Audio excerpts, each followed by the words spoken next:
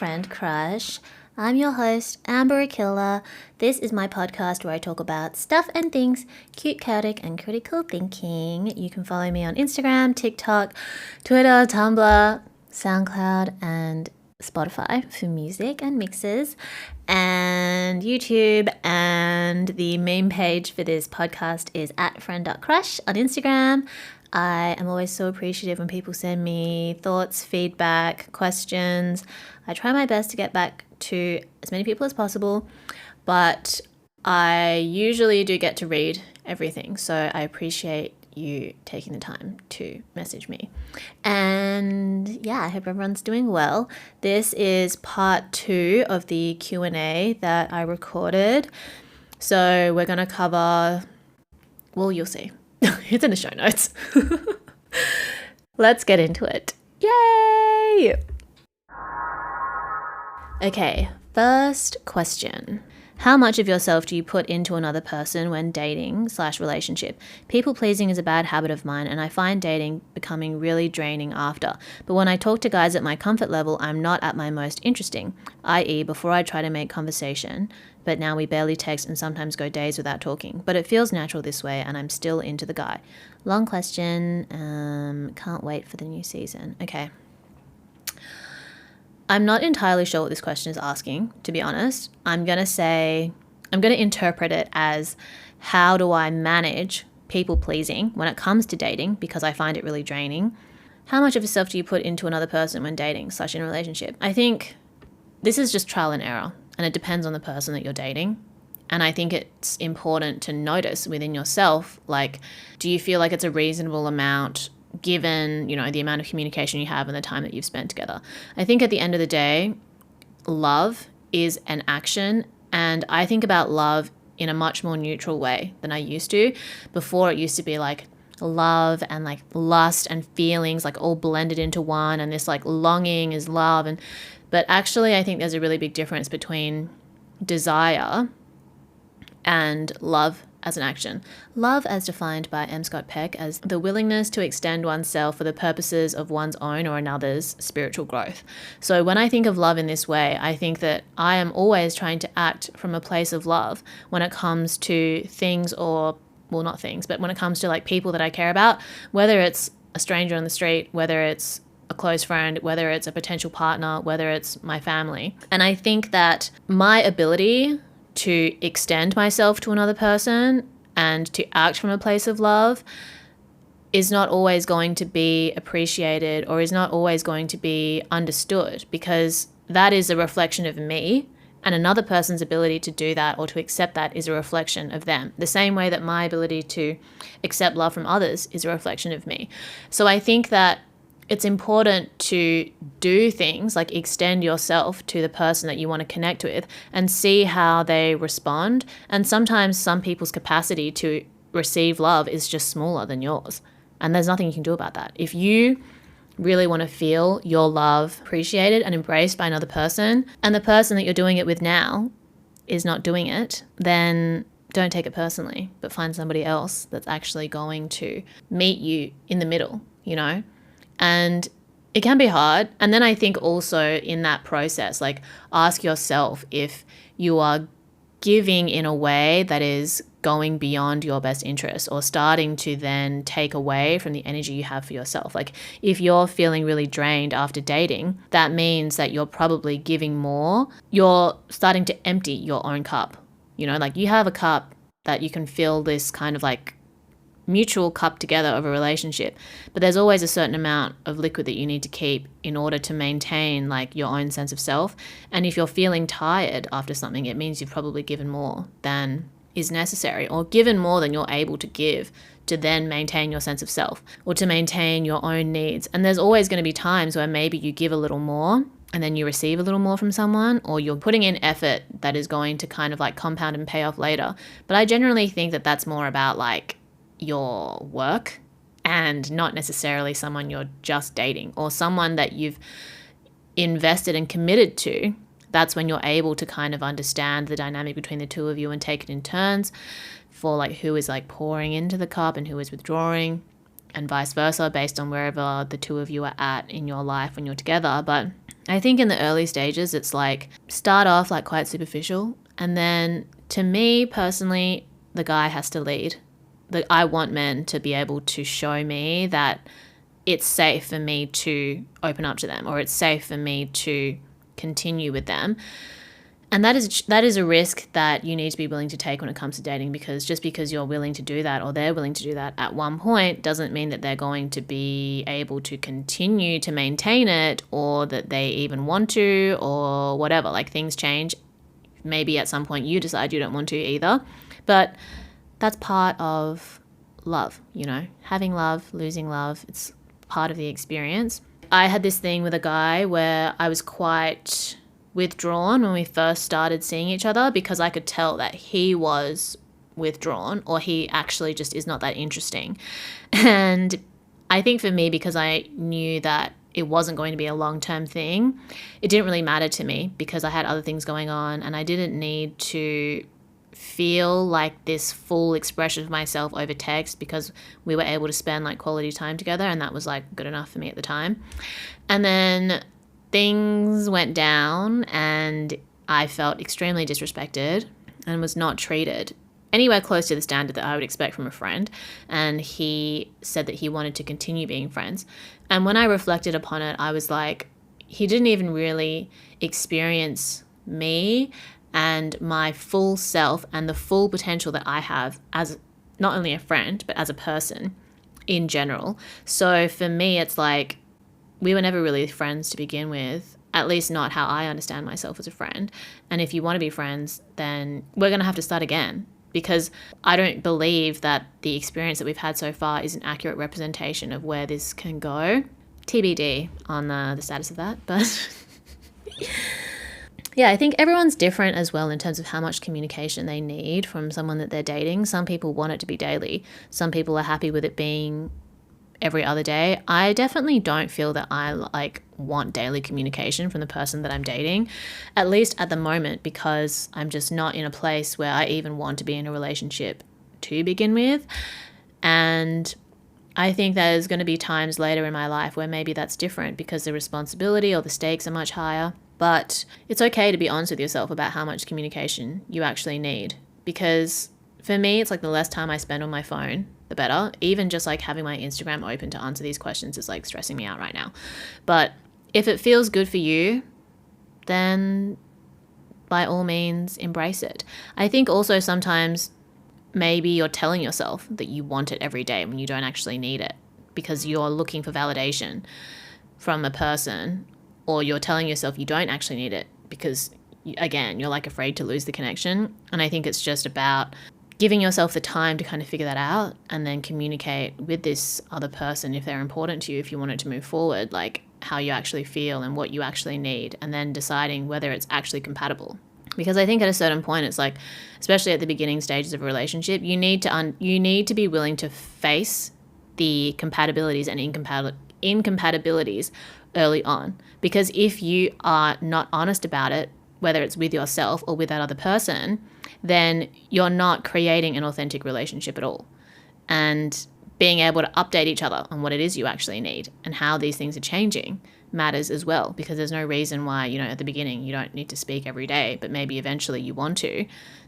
That needs to be communicated. Maybe they're down, maybe they're not. But that's kind of part of love as well. Like, if you choose to love someone, you're going to be able to decide more clearly, like, maybe I don't need to communicate every day, but I'm choosing to love this person. I will communicate with them every day because I care about them. But maybe you don't want to, and you want to focus on other things. That energy could be diverted elsewhere. That's just something that everyone has to kind of decide for themselves based on what they need, context-wise. Easier said than done, obviously, but these are the things we have to return to and consider. Another question. Can you be friends with an ex? I've consistently heard that if you remain friends with an ex, you're either still in love or never loved each other to begin with. I'm currently friends with my ex, but TBH, I am probably still in love with him. I've tried multiple times to detach, but he keeps me on a leash despite having a new girlfriend, ! That I'm also pretty sure doesn't know I exist, !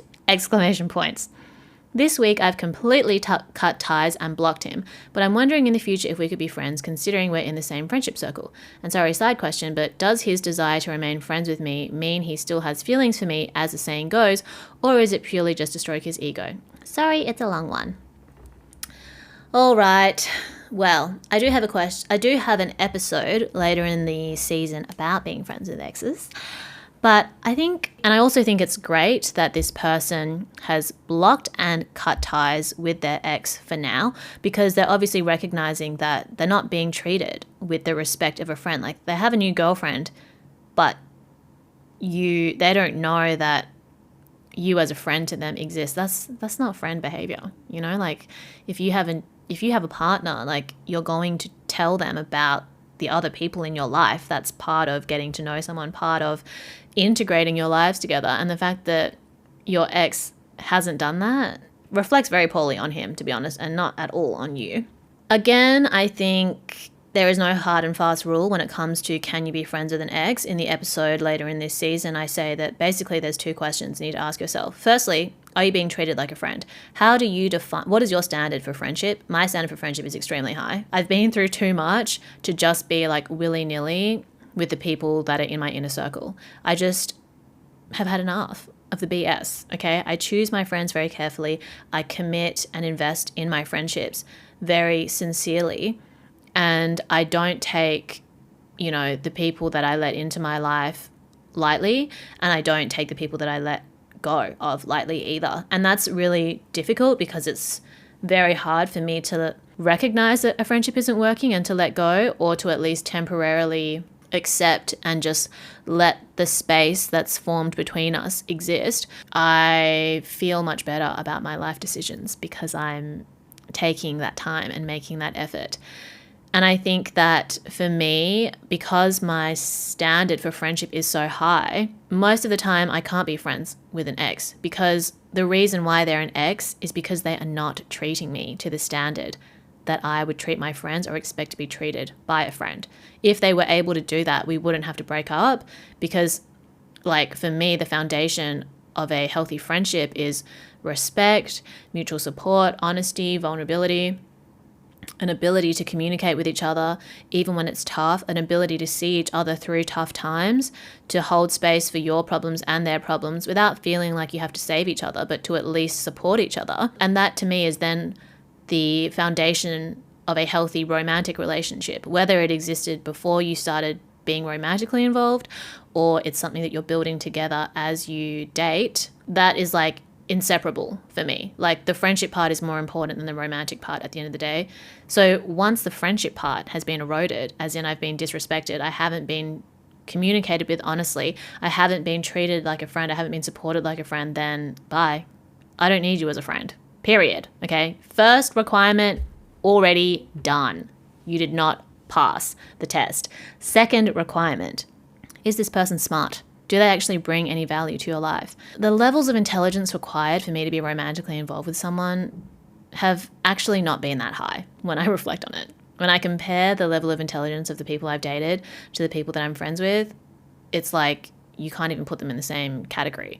So once I'm not dating them, they don't actually bring that much value to my life. Like, the value is actually very much rooted in the romantic part, which is like going on dates, being physically intimate, etc., etc. And it's not about them being like a better or worse person or more or less valuable inherently. It's just like, what is the contribution that we bring to each other's lives? Maybe I can contribute plenty to their life because I'm smarter than them. But what are they contributing in return? Usually not much. Usually more problems. Usually the disrespect of getting another girlfriend and then not telling them that you exist. So I think, again, second requirement, usually they don't fulfill either. No reason you need to be friends with them, at least for now. I think like the short-term break really puts into perspective whether or not you can be friends with them. Because when you just like kind of continue on straight after the fact, straight after the breakup, you still haven't had time to let your feelings process without them constantly mirroring you or being a trigger to them. And then you also haven't, like, those feelings get in the way of you being able to see clearly. And for me, I would give it, like a week to a month to first process the feelings and the disappointment or the heartbreak or whatever. And then to also see that person for who they are and how they've treated you, separate to the way that you feel, because they're two different things. How you feel is coming from you. How they've treated you is coming from them. And sometimes your feelings are clouding your ability to assess how you're being treated. You might still be in love with them, but then not be able to see that they're disrespecting you. When you're processing and you have distance from them as a trigger or a mirror to you by having no contact, then you're able to be like, oh wait, they were actually a huge dick to me. They were not respectful to me at all. And my feelings towards them are starting to go away because I'm not like exposed to a trigger for them to keep being fed into, or I'm not allowing them to continue to feed into them with their empty words and promises. Yeah, I think cut ties, block, take time, process, grieve. It's not always going to be easy. In fact, it's usually going to be really hard. Give yourself 1 to 3 months, depending on how long the relationship is, longer if you need. Focus on yourself. Listen to my Training for a Breakup podcast episode. And okay, where he's coming from, I don't think it matters. Usually, for me, I've spent too much time trying to understand where men are coming from. And at the end of the day, it's about sex or money. Especially when they've disrespected you, In an ideal situation, you're being treated with respect and you're earning money, or you're having sex, you're getting paid or getting laid.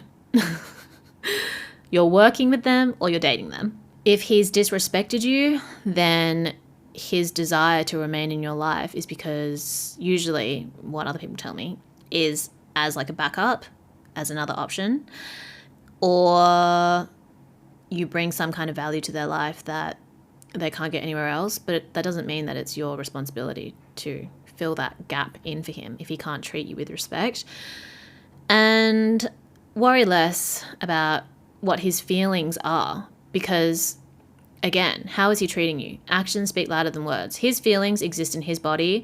If they're not being communicated through his brain and in his words and then through his actions, it doesn't fucking matter what his feelings are. Desire is just desire, and he needs to have will to actually act on his desire towards you, extend himself towards you. Otherwise, it's meaningless. Like the example that is given is like the difference between saying, I would like to go swimming versus I will go swimming and then actually going swimming. So someone saying, I would like to be friends with you. Okay, then what? Versus I will make an effort to be friends with you and then to actually do that. Very different things. They sound very similar, but in practice they're very different and the gap can be huge. So don't worry about how he feels if he's not fucking saying it. At the end of the day, to be in a healthy relationship, you need to be able to communicate how you feel. And him just feeling on his own and not communicating with you and treating you disrespectfully, that is not friendship material. Next. Okay, this is a quick fire from someone. What is something that you've learned this summer? Something that I learned this summer was that I have a tendency to seek something that I need to do for myself. I need to claim within myself in other people. And at some point, if I don't embrace it for myself, I'm going to be constantly confronted with the fact that I have to embrace it myself. Like I can only run away from this truth for so long until it's like, either do it or don't, Amber. Nobody else can give you this. And for me, it's usually like in terms of like learning new things or like skill building. And of course, like you do need to, it does help to have teachers and mentors, etc. But I think there's a part of me that's like not even at the point where I can fully embrace information from other people. And I think that there's like, I need someone to help me actually do the thing. When in reality, if I just committed to doing the thing myself, it would be much more efficient than like waiting around and thinking I need to meet the right person or be in the presence of the right person to actually do it. So that's something that I learned. I need to believe in myself more. And I need to take responsibility for the things I actually want to do and the goals I want to pursue. And in doing that, I will be then put in front of the right people, or I will meet the right people that will be able to support me, but not do it for me. Like there's a difference. You want support, but you don't want someone to do it for you. Otherwise, you never really have ownership over what you do. That's something that I learned over the summer.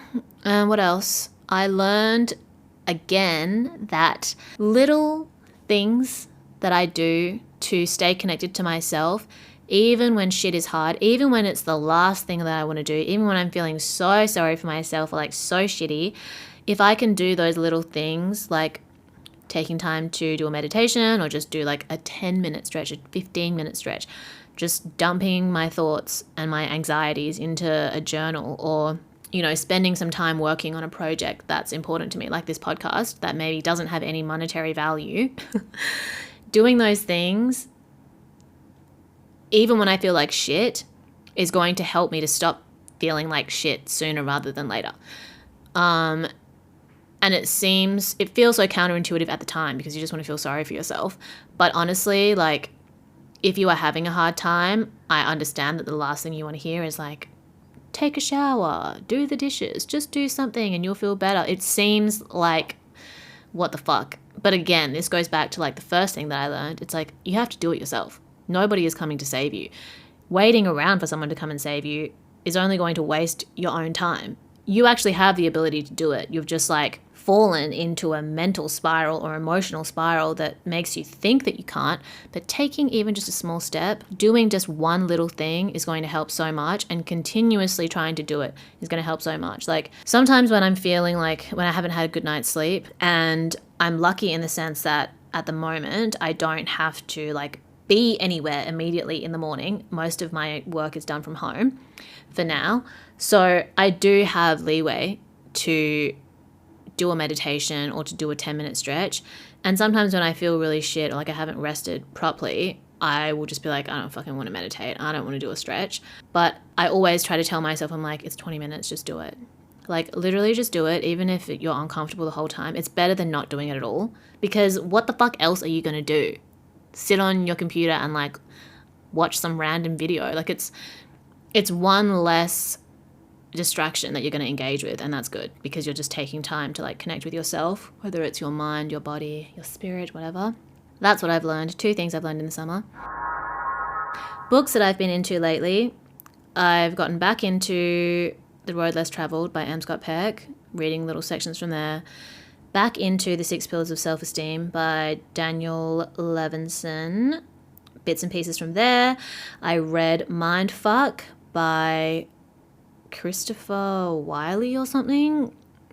It was a book about the Cambridge Analytica thing and the way that there's these agencies that pretty much focus on making fake news and like all these PR stories to sway public opinion. And it totally changed my view and understanding of how the internet works and how pop culture is shaped, and made me so much more indifferent to like actually giving a shit. Like it's entertainment, but I don't need to like emotionally invest in any of that noise. It's fun to watch and engage with here and there, but I'm not like giving up my life for it. Great book, Mindfuck. I'm going to put the links in the description. Another book is Stolen Focus. I cannot remember who it's by. Let me see if I can open it on my Kindle app. Stolen Focus is a great book. I heard people talking about it on the radio when I was in Australia, and then my friend was actually reading it and recommended it, and I was like, okay, that is a sign for me to read. Johann Hari, Stolen Focus, Why You Can't Pay Attention. It is also about the way that technology and algorithms are changing our ability to focus and do deep work, and I'm not quite up to the bit where he talks about what you can do about it, or he's mentioned some things about what you can do about it, but yeah, it kind of like depersonalizes the responsibility that we can feel when we can't concentrate, and then because it's being recognized as a systemic issue now, not just a personal responsibility, and then kind of gives us an opportunity to readjust our approach or like better manage our habits, which is something I've spoken about before. But I'm just, it's an interesting book, getting more context for it. And yeah, those are the things I've been into, the books I've been into. How did I get into DJing?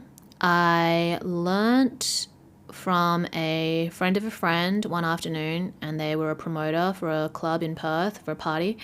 And basically I learned in like one afternoon, and I was DJing the next week. But I was playing like a lot of open sets at first, and that allowed me to practice with that equipment. 10 years ago, DJing equipment was much more expensive, nowhere near as accessible as it is now. DJs were still DJing with CDs when I started DJing, okay? And yeah, I started playing open sets a lot. It took me a really long time to prove myself as good enough to play a peak hour set. Experienced a lot of racism and misogyny in this tiny little town of Perth full of white boys. But what doesn't kill you makes you stronger. And obviously my love for music and DJing has carried me through the last decade somehow. Yeah, that's how I got into DJing.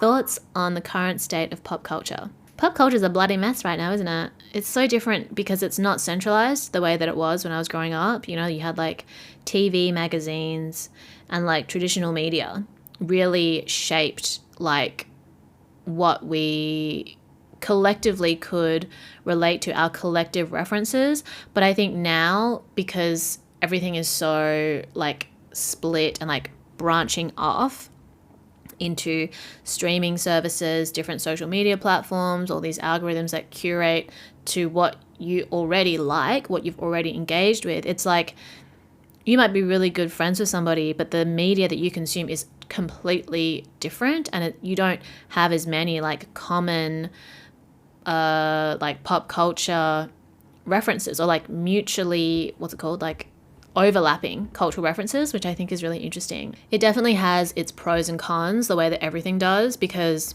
on the one hand, I am able to have much more interesting conversations with people because I'm telling them something that I've seen that they haven't. They're showing me something they've seen that I haven't.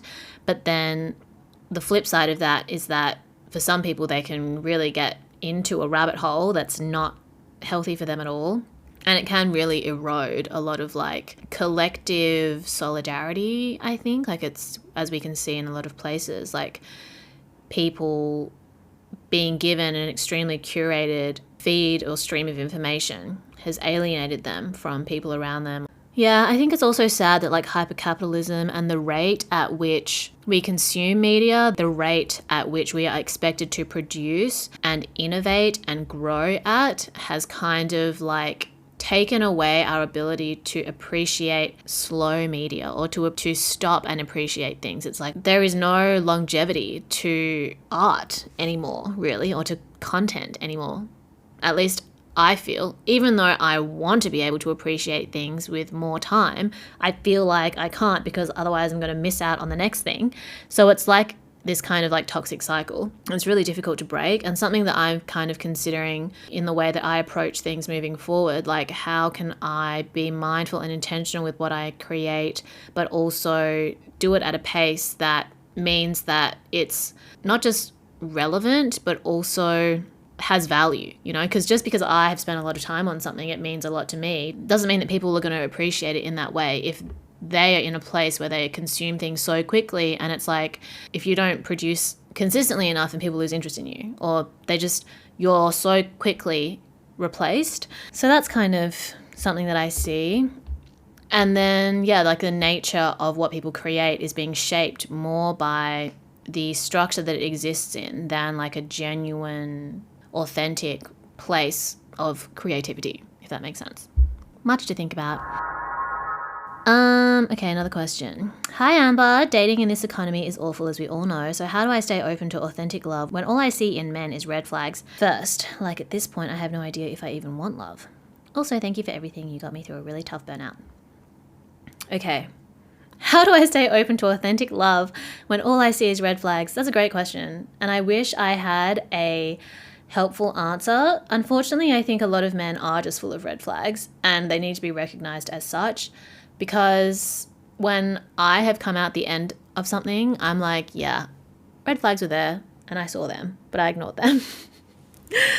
And that's just part of my journey. And now I'm like, you know what? Don't ignore the red flags, and start talking back and start being more assertive with what you want and who you are instead of just settling, like, even though in the context of these relationships or whatever, I've told myself that I can settle, at the end of the day, it's never worth it. And I think that if you don't maintain your standards, as I've said before, then you're the one that's going to keep taking an L, and everybody else is going to be taking an L too.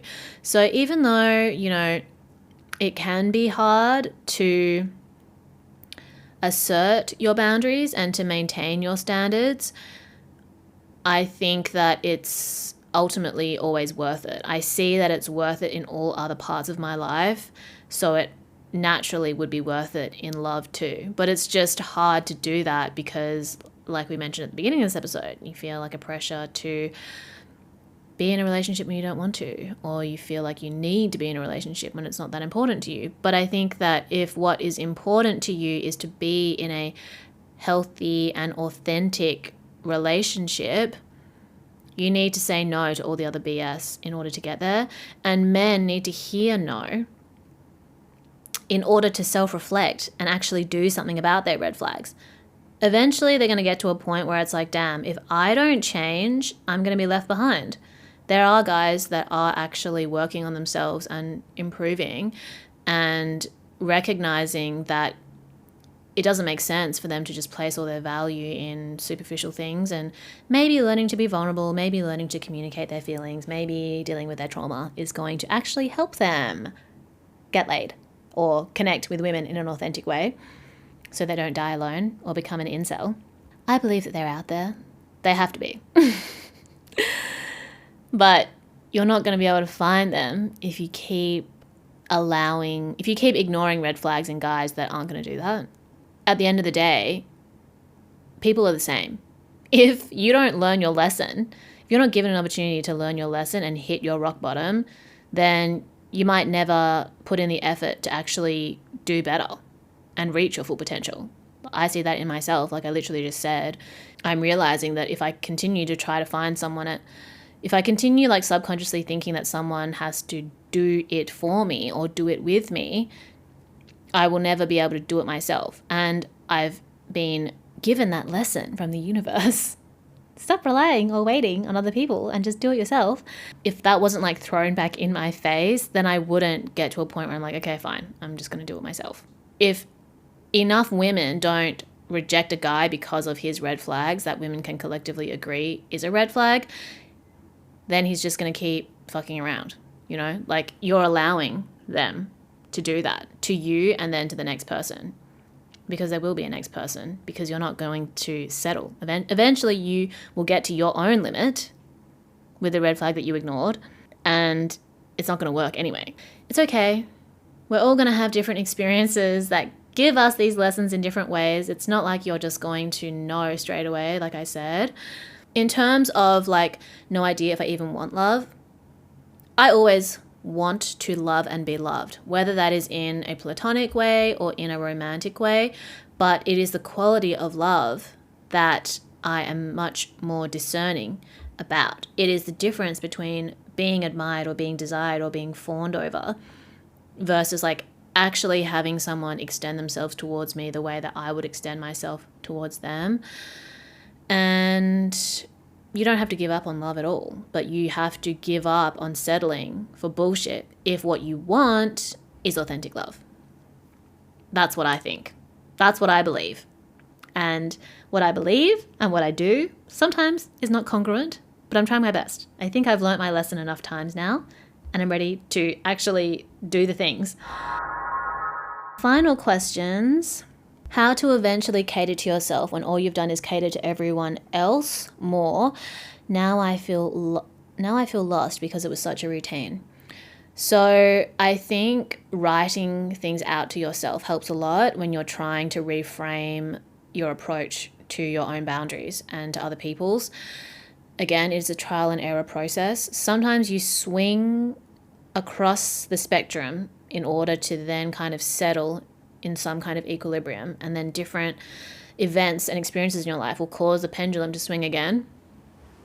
Again, it's just like about being self-compassionate And I think the book, The 6 Pillars of Self-Esteem, helped me a lot when I first was trying to work through this, because the writing exercises will help you a lot in terms of unearthing where your desire to like be people pleasing, or where this like rejection of self comes from. And I think sometimes just having an awareness of that is important, because you can change your perspective to be like, okay, it's me first now.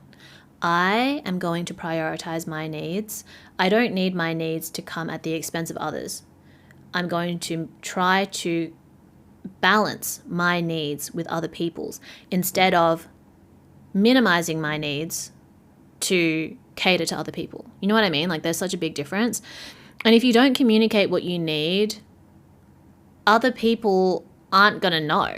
You know, like, you're lucky if they can know, if they do know, if they are respectful. But most people are only acting in self-interest. And if it's not communicated to them, you can't get mad that they didn't honor your boundary that you never communicated. And if you communicated a boundary and they continue to overstep it, then it's your responsibility to get the fuck away from them at some point, unless you just accept that that's who they are and that's what you're going to have to deal with. You know, like, people are showing you who they are. If you're not showing who you are, then you can't expect to be seen for who you are or to be respected for who you are. And that, I think, is everybody's journey in life. You know, we're all trying to figure out and improve how we can do that in different areas of our lives, because you might be really good at it in one area but not so great in another. Like, I know people who are really good at asserting boundaries in work, not so good at asserting boundaries in love. Some people who are really good at asserting boundaries with their friendships, not so good at asserting boundaries at their job. You know, like, you need to kind of like exercise different parts of yourself to improve in all these different areas. Like, sometimes we think that the skills can translate, but I do think that you need to be intentional with how you're acting in each of these areas of your life. And I think that, yeah, it's important to be compassionate with yourself in terms of recognizing that you did what you did with what you knew at the time. Now, the information that you have has changed, it's expanded, you've gotten more research, you've got more data points, and you're going to move forward differently. You're going to slowly let go of the old habits and build new ones. And it's not an overnight process at all. So just be patient with yourself. And honestly, for me, it took me maybe like a year or two to really like overhaul my approach to my boundaries.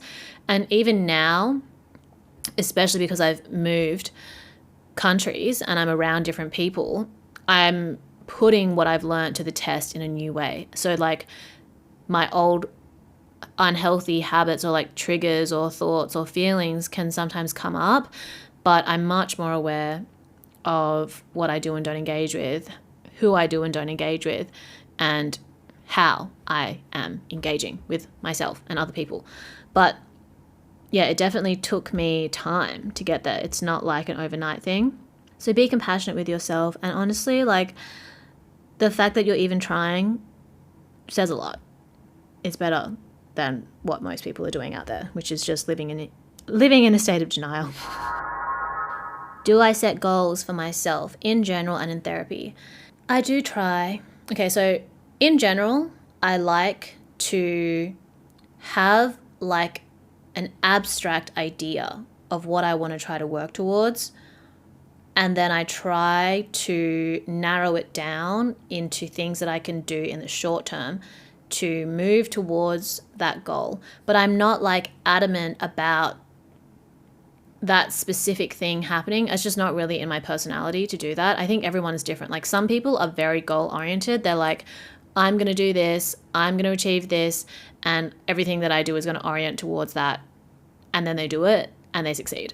And that is slay for them. I think my personality is a little bit different. Like, I want to be able to like be in a certain environment or have certain types of experiences, but the way in which I have those experiences, I'm open to them kind of like being different to how I imagine, is kind of my approach. And I think it just depends on your personality, to be honest, and the things that you actually want to achieve. Like, if I was like, I want to be a doctor, then I have to be very clear about that goal and how I'm going to achieve it. But for me, it's more like I want to have healthy friendships. I want to be able to enjoy the work that I do and have this like mix between what I think is fun and what is work. I don't want to just separate like work is work and fun is fun. I enjoy both of those things being together.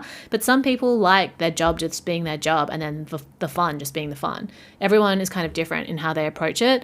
So I do kind of have like general goals, but I try not to be like hard on myself in terms of like very specific things. Like if I want to work in music, there's going to be certain things within working in music that I want to be able to do, but I'm much more open to like how I get to be able to do those things in a way. But I don't know, maybe I need to be a bit more stricter. Maybe I need to be stricter with myself. But that is something that I'm kind of like reflecting on at the moment and trying to figure out while I settle into Shanghai. Still kind of like, I would say 60% in terms of like knowing if I'm even going to be living here at the moment. But yeah, hopefully I'm going to like have everything confirmed and then I can like really settle in and like focus properly. Because right now I'm just feeling a little bit like, do I live here? Don't I live here? Will I still live here? Will I be able to live here? Where am I going to live if I don't live here? Anyway. So yeah, that's for goals in general. And then in therapy, I am not like going to therapy regularly. I would say this year I've gone to maybe like 4 or 5 sessions. It's September now. When I was going at first, I think it's important to communicate to your therapist what you want to work through so that you can be efficient, because it's expensive to go to therapy and it's very easy to just get off track. I think a good therapist is going to ask you what your goals are and like what you're trying to work through. And then also like as you go through the process, you can sort of like readjust. But for me, it was like, I want to be able to work on self-confidence. I want to work on my boundaries. I want to be able to figure out how to process my feelings in a healthier way, or whatever it is. I don't even remember what it was at first. But I definitely think it's worth having goals in therapy, even if it's just like I'm just here to like do a vibe check and to see if like where my head's at makes sense, is like healthy for me to achieve my general life goals, you know, because I think that's kind of like the way I approach it now. I definitely did more intensive therapy 1 to 2 years ago, 2020, 2021. And then I think 2022 has been more just like I'll contact my therapist when I feel like I'm faced with some kind of challenge and I just want like a neutral third party to help me find my footing. You know, like your friends, even if what she says is exactly the same as my friends and my mom, sometimes you just like helps to pay someone to confirm what you need to do in a way, or confirm what you already know you need to do, to be honest. So I definitely think, especially if you're starting off in therapy, it helps to be clear about what it is you're trying to achieve, and then to also check in with yourself throughout that process, whether this is the right therapist to help you do that. I think I've been lucky that for the 2 therapists that I had in the last 2.5 years, they were suitable for what I needed at the time, and I switched from one to the other at the right time as well.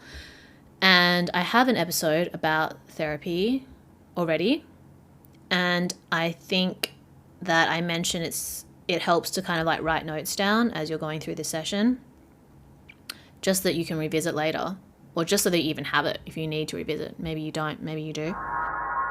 Culture shock. What culture shocks did you face when you first moved to Shanghai the first time versus what culture shocks did you experience, if any, once you moved back after years of being away due to the pandemic? Okay. I feel like I didn't experience that much culture shock when I first moved to Shanghai because I was truly so ready to get the fuck out of Australia. And I really felt that like I was supposed to be here, even though I had no idea what I was doing. I was just like, this is where I'm supposed to be. I don't know why, but I just feel that this is where I'm supposed to be. I don't want to be anywhere else. I'm committed to figuring out what I'm going to do here. So, you know, even just like little things in terms of like day to day is very different to Australia, but I was quite open to doing those, to like adapting. And even though like my Chinese is not the greatest, I was able to function quite well here, I think, adapt. So yeah, I mean, I already had been to China, to Beijing more so than Shanghai when I was younger. So like contemporary China, modern China, I wasn't that freaked out about. I was always very open to experiencing modern China. And in terms of moving to Shanghai at first, I don't know, I feel like I adapted quite quickly just because of that feeling that I had, that I was like, I'm just committed to being here. I just want to be here. I don't want to be anywhere else. I'm just going to figure it out. When I first moved to Shanghai, this isn't a culture shock, but it was like I was letting go of a lot of things from Perth. I was like also like running away from a lot of traumas that I'd experienced in Perth. So there was like a grieving process that I kind of was faced with. It probably took like almost a year until those things really came up for me. So like I left maybe in like 2017, March. And then I think by like April or May 2018, that's when a lot of things resurfaced. Things that I'd kind of tried to avoid or was running away from were like, hello. And then coming back to Shanghai, it's like opposite. Like I feel like I really tied up a lot of loose ends in Perth from the time that I spent there in the last 2.5 years. And coming to Shanghai, it's like I'm grieving things that I remember or thought that I had or were familiar to me before that aren't the same anymore. That took me, I would say, like a month, probably 2 months, 3 months. How long have I been here? Almost 3 months. Yeah. I think 3 months to fully be like, okay, that's how it is. But the first month was really tough. Culture-wise, I think all the pandemic measures I'm like quite indifferent to, because I was in Australia, there was pandemic measures there. And again, I really believe that I'm in the right place. Like I'm supposed to be in Shanghai now because I wanted to be here for so long. I don't actually want to be anywhere else, despite the perceived inconveniences of having to get PCR tests every other day, potential lockdowns or whatever. Like I'm so happy just doing what I'm doing now. But I think that the amount of negativity that I have observed from people, which is within their right to have based off their experience with the lockdown, has been kind of confronting, because I'm so used to Shanghai being a city that moves very quickly and people are always very like excited and hopeful, and to come back and to have so many people be so dejected and to be so negative was like not what I'm used to at all. But I still have hope for the future.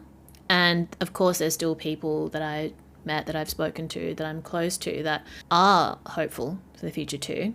I think that, like, in spite of how difficult the really hectic 2-month lockdown was here, which I can't speak on because I didn't experience it. Like, it's pretty fucked up. My friends saying, like, even though they were like materially privileged in terms of having access to food and stuff, there's still this anxiety that's like, how much longer is this going to go on for? How are we going to ration the food that we have, even if it's a lot?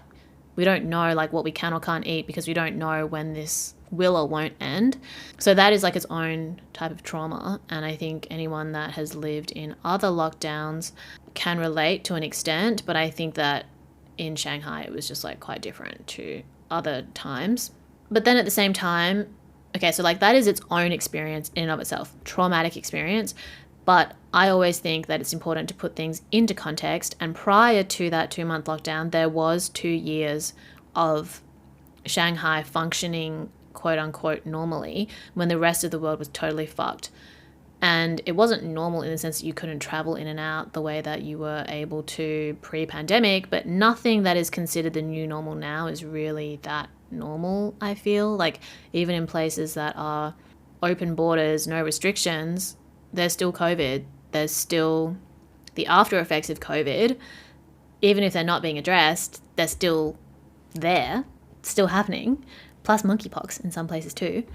I think Shanghai really spoils people, and while you're having a good time, and things are normal, it's hard to see the ways that other places are suffering, or you're too busy with what you're doing to notice what's going on elsewhere. And I think that there is a bit of that in terms of how Shanghai was operating for the first 2 years of the pandemic. And then it's kind of like warped the way that people see the experience of the lockdown, and then also what comes after that, or where we go from here. And I respect that everybody is going to have a different perspective and experience. But that was definitely something that I observed, and something that not like culture shock, but I just had to sort of like accept, my experience of the pandemic is different to people's. My experience of being in Perth for 2.5 years with intermittent lockdowns, with restrictions on restaurants and clubs and whatever, and travel, is still different to the experience that people have had here.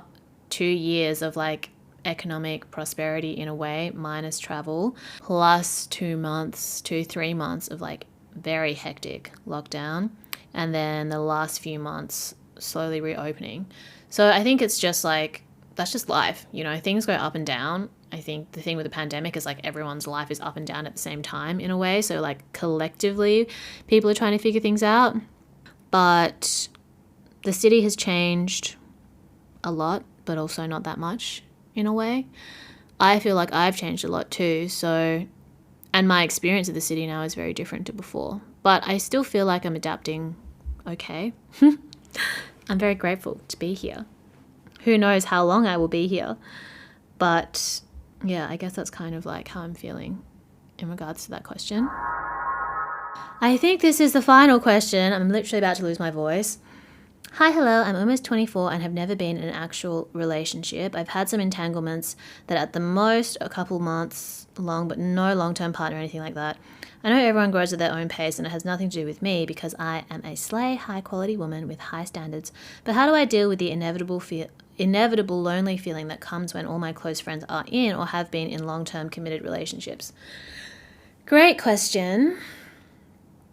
I think at the end of the day, don't compare yourself to other people, and don't feel or avoid comparing yourself to other people, or avoid falling into the trap of defining yourself and your journey in comparison to others, even if you are close friends. Because again, just because you're close friends with someone doesn't mean that your journey is the same, doesn't mean that you were like born to experience the same things in the same way. And for me, I think that even if someone is in like the healthiest, longest committed relationship, that doesn't mean that I need to have that. I can be happy for them. I can appreciate or support them in that. But that doesn't mean that that's what I'm supposed to be experiencing right now, Like, because a lot of the healthy relationships that I see or that I know of, and I can't even be sure that they are truly healthy, because nobody knows what's going on in someone else's head at the end of the day. I don't want that for me right now. Like, I love that for them, but I don't want that for me. And that's fine. I love my life. I can appreciate their life. They can appreciate mine. It's not a matter of, well, I should be in a relationship because they are, or they should be single because I am. It's just like different experiences coexist at the same time. And I feel like when it's supposed to happen, it will. As long as you're continuing to be a slay, high-quality woman with high standards, you'll get there when you get there.